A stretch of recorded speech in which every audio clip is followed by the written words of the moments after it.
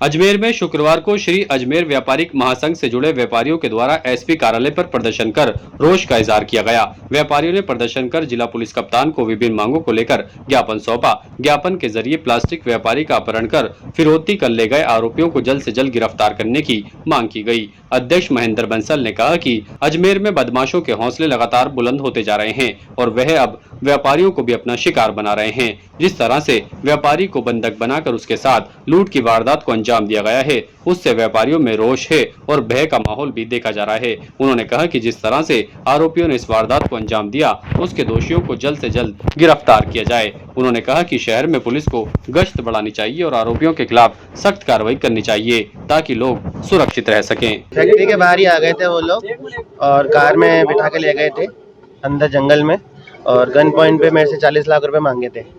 मैंने कहा भाई इतनी बड़ी रकम मेरे पास है नहीं अभी, तो बोला नहीं तेरे को मार देंगे तो हमें तो वैसे ही 40 लाख रुपए मिलेंगे। तो मैंने कहा भाई मेरे को मारने को तुमको 40 लाख कौन देगा? बोला इतनी सब हम सुनते नहीं है, सुपारी मिली हुई है।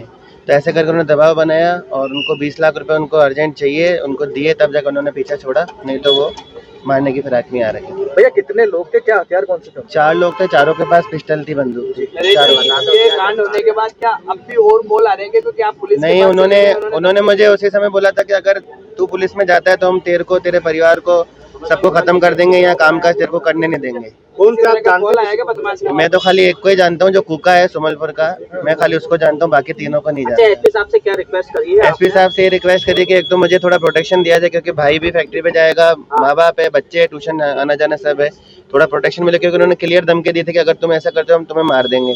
और थोड़ा इनको जल्दी पकड़े ताकि क्या है कि जो भी जन राशि ये लोग ले जा चुके वो आ जाए। और चौकी के लिए रिक्वेस्ट करिए कि हमारे वहाँ पर चौकी हो, क्योंकि वहाँ पर आए दिन ये सब हरकतें होती रहती है।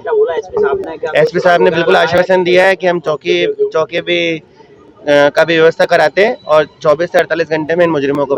आज हम श्री अजमेर व्यापारी महासंघ का प्रतिनिधि मंडल और लघु उद्योग भारती का प्रतिनिधि मंडल एसपी साहब के पास आए ज्ञापन देने।